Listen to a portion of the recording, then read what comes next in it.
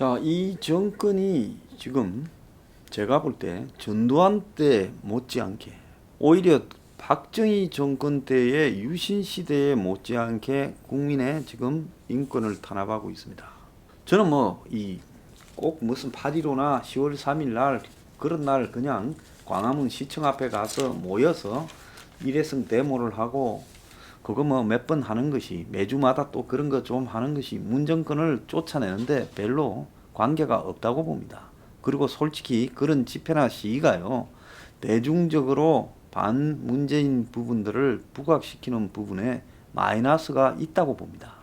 그렇기 때문에 절대 숫자도 늘어나지 않고 대중성도 없고 또 집회를 하기 위해서 집회를 하는, 그리고 일부는 좀 그 기관의 존속을 위해서 집회를 하는 이런 류의 맹목적인 집회 부분에 대해서는 생각이 좀 다릅니다. 자, 그렇지만은 저하고 생각이 좀 다르다고 하더라도 그 사람들도 국민입니다. 그러면 집회할 자유도 있고, 그걸 집회를 못하게 하면 드라이브 스루로 집회할 자유도 있고, 드라이브 스루도 못하게 하면 1인 시위를 할 자유도 있습니다. 그런데 지금 법원이 개천절 차량 집회에 대해서도 지금 안 된다, 경찰이 차량 집회하면 벌점을 세게 매겨서 운전면허 취소를 하겠다니까 여기에 대한 취소 요청을 행정법원에 냈는데, 그러니까 경찰의 처분에 대한 효력 정지 신청에 대해서도 기각을 해버렸습니다. 자, 참여연대도 그리고 정의당도 이 부분이 잘못되었다라고 이야기를 하고요. 이제 민변조차도 지금 이런 부분이 잘못되었다라고 말을 하고 있습니다. 이 정권을 바치는 중추적인 기관들조차도 이런 식으로 압박을 하면 정권에 마이너스가 될 거라고 지금 비판을 하고 나와요. 민변도 차량 집회 무관용 원칙이 집회 자유를 침해한다. 아무리 정권의 앞잡이 단체라 하더라도 명분이 갖춰진 앞잡이가 되기를 원하는 정의당, 참여연대, 민변도 차마 이런 문재인 정권의 처사에 대해서 잘한다고 할 수 없고, 또 가만히 있으면 나중에 문이 물러나고 난 뒤에 너네들은 의용 관변 단체에 불과하고 문의 호위대 역할을 하지 않았나, 이런 비판이 올 게 뻔하잖아요. 그러니까 이 사람들이 나중을 대비해서라도 그건 아니다라고 하고 노는 겁니다. 민병공익인권변론센터는 오늘 차량 집회 참여자를 현장 검거하고 운전 면허 정지를 시키는 무관용 원칙에 지금 대해서 이 정부가 집회 시위의 자유를 침해할 소지가 다분히 큰 일을 하고 있다며 우려를 표명했어요. 정부의 무관용 방침은 차량 집회 자체를 범죄로 간주하고 참여자에게 불이익을 부과하는데, 이는 사실상 차량 집회를 전면으로 금지하는 거다. 국제인권규범 및 헌법이 보장하는 집회 자유를 침해할 가능성이 매우 높다. 이렇게 이야기를 하면서 코로나 같은 긴급 상황에서도 평화적 집회 자유를 최대한 보장하는 것이 국가의 의무다 라는 자유권규약위원회, 그리고 유엔 평화적 집회 및 결사 자유 특별보고관 등의 입장과 집회 금지는 원칙적으로 공공의 안녕 질서가 위협받는 것이 명백할 때만 허용될 수 있다, 이런 헌재 판결까지 다 거론하면서 국제적으로 국내 헌법에도 이거는 아니다라고 말하는 겁니다. 그래서 국가는 긴급 상황에서도 집회를 전면 금지하기보다는 집회 자유를 보장하기 위한 다른 대안을 강구해야지, 집회 전면 금지는 다른 수단이 가능하지 않을 때 비로소 정당화될 수 있다. 그래서 집회를 못하게 하면 차량 집회를 한다 했을 때는 그거는 허용해줘야 되는 거 아니냐. 그래서 차량 집회도 안 되는 그런 정도의 위험이 지금 진짜로 명백한 건지 차량 집회가 코로나 전파하고 뭔 관계가 있는지를 정부가 이야기를 해야 되고, 차량 집회 참가자 운전 면허를 금지하는 법적 근거가 불분명해서 헌법에 위반될 소지가 있다는 겁니다. 그래서 집회 자유와 생존권을 위협하는 그런 처분으로 이 과잉 금지 원칙을 정부가 스스로 위반하고 참가자의 기본권을 제한하고 있다고 말을 했습니다. 이거는 좌우를 떠났어요. 법에 지식이 있는 사람은 결국 상식의 관점에서 봤을 때도 위헌적 행정 행위를 하고 있는 거죠. 그런 부분에서 봤을 때 차가 지금 광화문 사거리에서 대기하고 있는데 차 하나마다 서너 명이 타가지고 차가 신호 바뀔 때까지 한 20, 30대가 쭉 있습니다. 자, 그 부분에 코로나 위험성이 있습니까? 없습니까? 지하철 한 칸에 100여 명도 넘는 사람들이 빽빽하게 타고 출퇴근을 합니다. 그게 위험성이 있습니까? 없습니까? 일상적으로 우리가 겪고 있는 위험의 정도와 비슷한 위험을 집회하면서 하겠다는데, 그거 집회가 특별히 코로나 전파에 위협이 있다고 드라이브 스루조차도 못하게 하는 거. 자, 이것뿐만 아닙니다. 이제 1인 시위를 하겠다고 나와요. 그러니까 1인 시위도 지금 안 된다라고 정권이 지금 이야기를 하고 있습니다. 개천절 집회 비대위 측에서는 20, 30m 떨어져서 1인 시위를 하겠다, 이렇게 말을 하니까, 자, 경찰은 1인 시위라 하더라도 지금 사실상 허용할 수 없다라는 입장을 지금 표명을 하고 있어요. 자, 그래서 1인 시위는 집회 신고 대상이 아닌 거죠. 그러니까 금지를 할 수도 없어요. 20, 30m 떨어져 있으면 됩니다. 그런데 지금 나오는 이야기는 같은 목적을 가진 사람들이 모여가지고 떨어져서 비슷한 주장을 하면서 피켓을 들고 서 있어도 그것도 지금 1인 시위로 간주되지 않고 불법 집회로 간주될 수 있는 부분을 우리가 살펴보겠다. 그리고 광화문 광장부터 서울 광장까지 서울 도심 곳곳을 경찰 버스와 펜스를 쳐가지고 그 진입벽을 만들겠다. 그래서 주요 집회 장소에서 집회를 못하도록 진공 상태를 만들고, 집회를 위해 광화문 시청으로 가는 사람의 통행을 차단할 계획이다. 개천절에는 경복궁 등 주변 시설이 다 휴관이고 인근역에 지하철도 정차하지 않아 굳이 해당 구역으로 들어갈 이유가 많지 않을 것이다. 아니, 개천절에 지금 지하철도 정차하지 않습니까? 이 정도까지 하면서 경찰이 거기 빽빽하게 모여 있는 게 오히려 코로나 감염의 가능성이 더 높지 않습니까?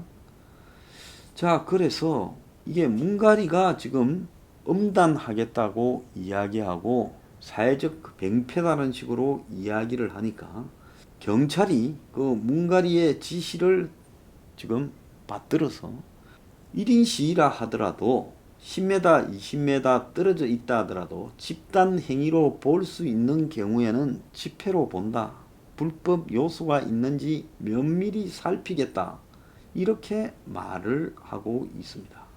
자, 어제 어떤 분이요, 제 방송을 듣고 식당에 가서 성명란에는 문갈이라고 쓰고, 뭐 요즘 이제 성명이 아니라 지역을 쓴다고 하면 지역에도 문갈이라고 쓰면 되겠죠. 리잖아요. 동리.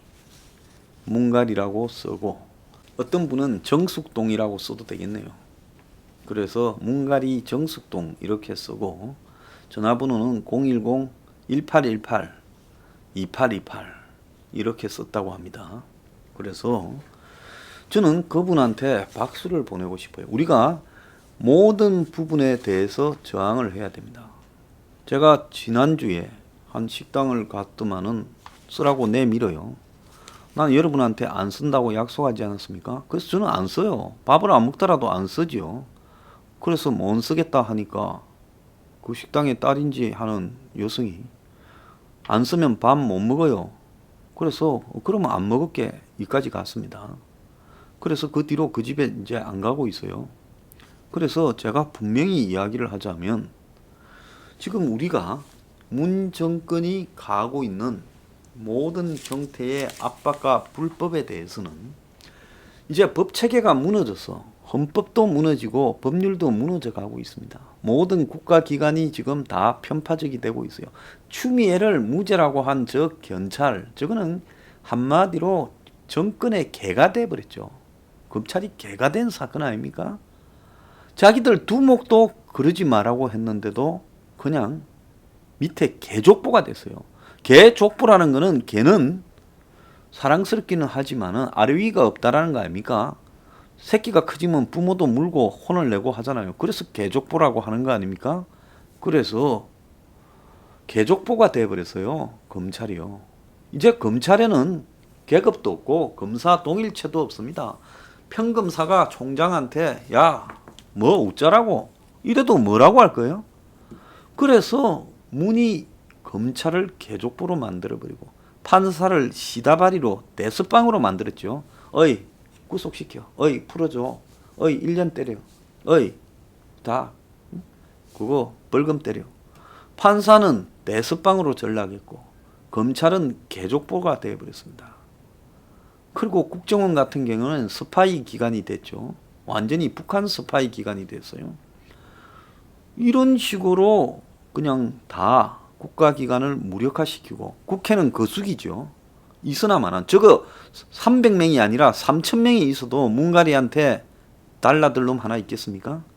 그래서 온 국가기관이 다 무너져 버렸습니다. 상권 분립도 무너져 버렸고 공무원은 문의 집사가 됐죠. 자, 경찰은 뭡니까? 문의 끈아풀이 됐죠. 경찰이 지금 문의 끈아풀이잖아요. 그래서 경찰이 끈아풀이 되고 경찰이 개족보가 되고 판사가 대스빵이 되어버렸습니다. 자, 그리고 국세청은 사채꾼이 됐죠. 그야말로 사채업자처럼 떠들어 다니잖아요. 자, 이 세금도 편파적으로 받으면서요. 그래서 나라 꼬라지를 이렇게 만들어 놓고 이런 부분에 전 국민들로 하여금 법이니까 복종해, 명령이니까 복종해 하고 강요합니다. 우리가요, 그 엄혹한 유신 시대 그리고 전두환 시대를 거치면서 어떻게 했습니까? 그래도 이건 아니다.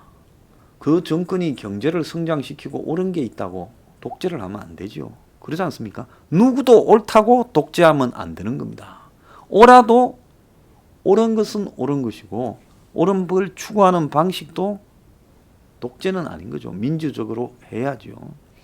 자, 그런 부분에 대해서 일부 보수에서는 뭐 전두환 때가 좋았다, 박정희 때가 좋았다 하는데 좋은 부분이 있습니다. 공과 과에서 공이 더 많을 수도 있어요. 그렇지만은 그 독재가 필수적이었다고 인정하는 순간에 지금 문가리의 독재도 필수적이라고 지금 코로나 때문에 필수적이라고 핑계를 대면 뭐라고 할 겁니까? 경제 때문에 독재가 필수적이었다고 하면 문의 독재는 코로나 때문에 필수적이었다고 되는 거예요. 그래서 사람인 이상 우리는 모든 종류의 독재, 그 과거에 박정희와 전두환의 독재는 지나간 겁니다. 그거 뭐 지금 이야기해봤자 역사 이야기에 불과한 거예요. 그래서 우리가 그렇게 정리해 두는 게 문가리의 독재에 싸우는데 편하다는 겁니다. 문은 지금 진행되고 있고 앞으로 겪어야 될 독재입니다. 그래서 국민은, 자유시민은 모든 종류의 독재에 저항해야 된다는 겁니다. 저도 앞으로 우리가 창당하는 게요, 쉽지가 않을 거라 봐요. 그래서 이 창당에 대한 모든 물리적 방해를 코로나를 핑계로 대고 할 가능성이 있습니다. 그래서 이런 부분들을 돌파하기 위해서요, 우리가 끝까지 싸워야 되죠. 법률 조항을 가지고 싸우고 붙고 투쟁해야 된다고 생각을 하는 겁니다. 자, 이런 부분과 관련해서요, 지금 우리는 문왕의 독재하에 지금 유신시대나 긴급조치시대처럼 가고 있는 거예요. 집회 결사의 자유도 없는 겁니다. 제가 책을 갖다가 지금 쓰는데요, 이제 원고가 다 됐어요. 교정 보고 편집하고 있는데 작가가 메일로 보내지 않고요, 들고 왔다가 들고 갑니다. 왜 그러겠습니까? 혹시라도 뭐가 알려지면 무슨 또 불이익이 닥칠지 몰라가지고 그러는 겁니다. 그래서 제가 구체적으로 책이 언제 어떻게 디테일하게 나온다라는 부분을 그 책 표지조차도 공개하지 않고 있는 겁니다. 자, 이 정도로 부담들을 느끼고 살아간다면 이거는 정말 미친 나라지 않습니까? 미국에요, 트럼프를 까는 볼턴의 책이나 트럼프 조카 책이요, 나왔다 하면 수백만 권, 수천만 권 팔립니다. 서점에 내놓고 그냥 팔고 있고, 트럼프가 그걸 배포 금지 가처분 신청을 내도 법원이 통과시켜줍니다. 이게 민주주의예요. 그러지 않습니까? 이 정권은 그야말로 민주주의를 탄압하는 것을 자신들의 도덕성과 정당성 이런 부분들을 과신하면서 그냥 밥 먹듯이 하고 있는 겁니다. 그럼 국민들이 이걸 밥 먹듯이 수긍하고 밥 먹듯이 받아들이기 시작하면 그때부터 우리는 노예가 되는 거예요. 민주주의가 아니라 절대 군주 시대의 백성이 되고 중세 시대의 농노가 되는 겁니다. 그러면 어떻게 해야 되겠어요? 할 수 있는 한은 따지고 싸우고 붙어야 되는 겁니다. 그래서 이 싸움을요, 우리가 벌려가야 된다는 겁니다. 이런 부분에 대한 이 싸움을 할 자신이 없으면 저는 이 시대를 살아가는 양심이 있는 최소한의 상식적인 시민이 아니라고 생각합니다. 자, 다 모여서 데모할 때 큰 소리 치다가 혼자서는 무기력한 그냥 자연인이 된다면 다 모였을 때 그야말로 군중의 위세에 취해서 설치는 것밖에 더 됩니까? 그래서 앞으로도 이제 이거 이상으로 개인의 인권에 대한 탄압이 올 수 있을 거예요. 그럴 때마다 전부 저항할 만큼 해야 되고, 마지막으로는요, 이런 짓거리를 자행하는 놈들을 반드시 기억해야 된다는 거예요. 기억을 해서 나중에 반드시 처벌하겠다고 해야 되는 겁니다. 제가 이 방송을 하다가요, 누구 너 내가 분명히 기억하겠다고 이야기를 하는 거는요, 괜히 그냥 허당으로 큰 소리 치는 게 아니라 저 스스로도 저자를 기억해 뒀다가 반드시 정리하겠다라는 부분입니다. 우리가 지나가 버리고 나면요, 이러다가 또 무슨 문이 스스로 무너져서 저 썩은 보수들이 그냥 집권했다 칩시다. 전부 또 지가 해먹는데 바빠갖고요, 과거의 잘못을 바로잡는 일을 아무도 하지 않고, 그러면서 미래를 위한 새로운 길을 열지도 않습니다. 박근혜도 그랬고 이명박도 그랬어요. 이명박은 노무현, 김대중 10년을 바로잡지 않았습니다. 박근혜는 이명박 때까지 쌓인 15년을 바로잡지 않았어요. 그래서 자기가 간 거예요. 그걸 바로잡다 보면 나는 저렇게 안 해야지 되는 거죠. 나는 척근을 두지 않고 나는 재벌한테 돈 안 받고 멀리 해야 되겠다. 그래 되는 거 아닙니까? 재단이 받아도 내가 받은 거하고 같지요. 대통령이면요. 뭐 직접 받은 게 뭐 있나, 이렇게 이야기를 아직도 하는 사람이 있는데 저는 그런 이야기도 한심한 거라고 봅니다. 자, 그렇기 때문에 우리가요, 반드시 기억하고 청산해야 된다라는 부분이 중요하다는 겁니다. 그래서 저항할 만큼 저항하고 반드시 기억하고 청산하자. 추석을 앞두고요, 제가 이런 말씀을 여러분에게 드리고 싶습니다.